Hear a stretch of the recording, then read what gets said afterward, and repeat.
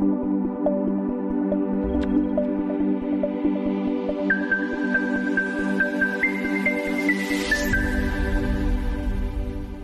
book lovers, my name is Carrie and this is Spies and Spoilers. As you can see, I'm back in my normal workspace and I've put up some of my spoopy decorations. I'm a little bit excited for October if you can't tell. Today I'm here to talk about my September TBR, but first let's discuss what I'm reading and drinking. I'm drinking coffee with a little bit of pumpkin spice added in because that is who I am as a person. If there are a lot of cuts in this video, it's because my brain is not working today at all. But I am reading The Only One Left by Riley Sager. I have it as an ebook and as an audiobook on Libby, so I'm just kind of breezing through it so far. I've heard that it's one of the more goofy of Riley Sager's books, and that there's a lot of inspiration from Verity by Colleen Hoover, which honestly kind of doesn't make me psyched about it now that I know these things. Originally I was just like all for it because it's Riley Sager. But I also kind of despise Colleen Hoover, so... For my TBR this month, I kind of tried to limit it to like 10 books because I've honestly been doing more writing than reading. Sorry, my cat has the zoomies. But yeah, I've been writing a lot more than I've been reading so far this month, but who knows, that might change. But yeah, that's why it's probably a little shorter than usual. The first book that I would like to read in September, however, is A Good Girl's Guide to Murder by Holly Jackson. This is about a girl who was murdered by her boyfriend, and 5 years later, a high school student named Pip decides she wants to reinvestigate the murder and starts discovering some dark secrets, and then her life is kind of put on the line. So this one sounds pretty interesting. It very much fits the mood that I was in last month, which is just like horror, thriller, mystery. I've actually kind of moved on a little bit from that mood, so I'm hoping that I'm able to get through it. I also have the audiobook for it through Libby. I actually tried to balance it out this time and get, 5 physical books and, 5 ebooks or audiobooks or whatever. So I actually have physical things to hold up this time. The second book that I want to read in September is White Smoke by Tiffany D. Jackson, if I can put it to where you can see it without my pride flags reflecting off of it. Anyway, yes, White Smoke by Tiffany D. Jackson. I did not mean to put these two next to one another, Holly Jackson, Tiffany D. Jackson, and also the main character in this I believe is named Piper, or one of the characters is, and in the other book it's Pip. So there are some similarities.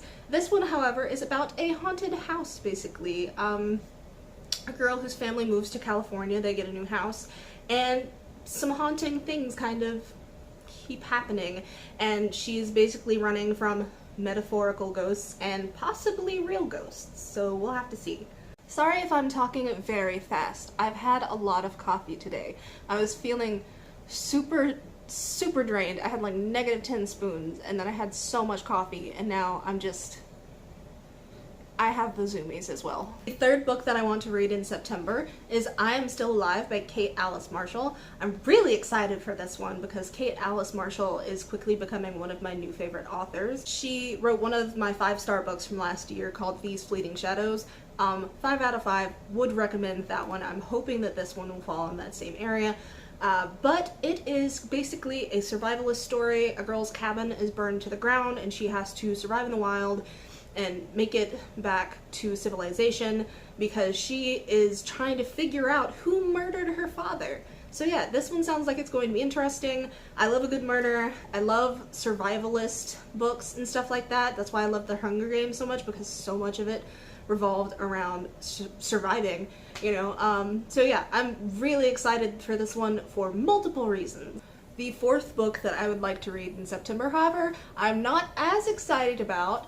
It's The Paris Apartment by Lucy Foley.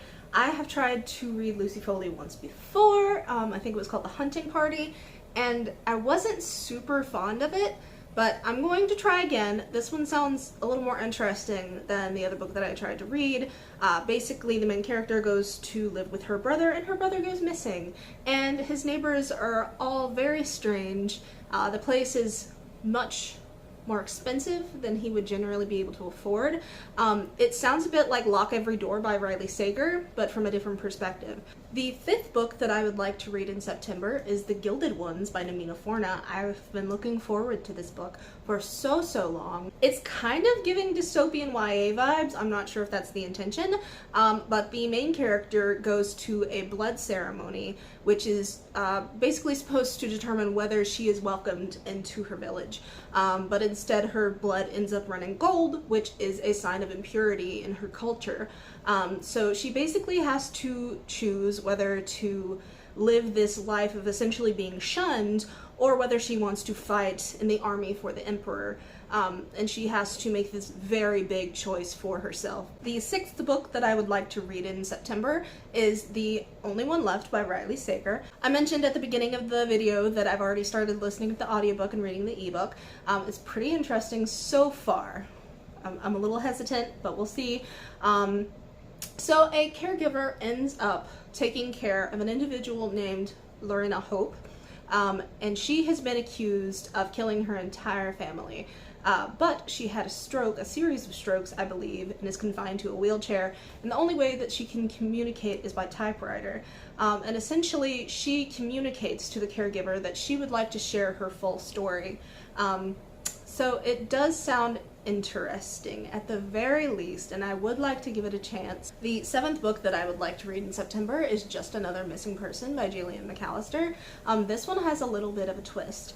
So a girl goes missing, and the detective, who one would usually think is like hell-bent on finding the girl, she is actually incentivized not to find the girl because of something in her past that the killer knows about, and instead to pin the murder on someone else. So basically she has a choice as to whether to do the right thing, the moral thing, and find the girl and the killer, or to pin it on someone else, thus protecting herself.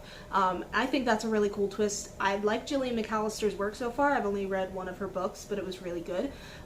So yeah, I'm really eager to see how this turns out. Number 8 is Catherine House by Elizabeth Thomas. This one is a dark academia, and of course circulates around finding out a dark secret involving a group of students at the school, and also the story behind the founding of the school, like the foundation upon which this school was built. So that one sounds interesting. I always love a dark academia. I think I've yet to find a dark academia that I didn't enjoy, so we'll have to see if that tradition holds. Number 9 is a sequel. It is This Coven Won't Break by Isabel Sterling. It is a sequel to These Witches Won't Burn. So basically it circulates around a girl named Hannah, who is a witch, and she has to work with her girlfriend in order to take down a group of witch hunters. I really enjoyed the first one. Hopefully I'll enjoy the second one as well. Either way, I'm looking forward to it. Number 10 is actually more of a novella. It's The Demon in the Wood by Leigh Bardugo, and it is the prequel story of the Darkling, basically, and what happened in his life before the Grishaverse even started, like our knowledge of the Grishaverse even became a thing. Can you tell I don't really script my videos ahead of time? I know it's so seamless, you probably can't even tell. Yeah, I'm looking forward to that one. I love Leigh Bardugo. I really enjoy the Grishaverse in general. I actually enjoy the prequel books less than like Six of Crows, but it's okay. I still like them and I'm still excited to read it.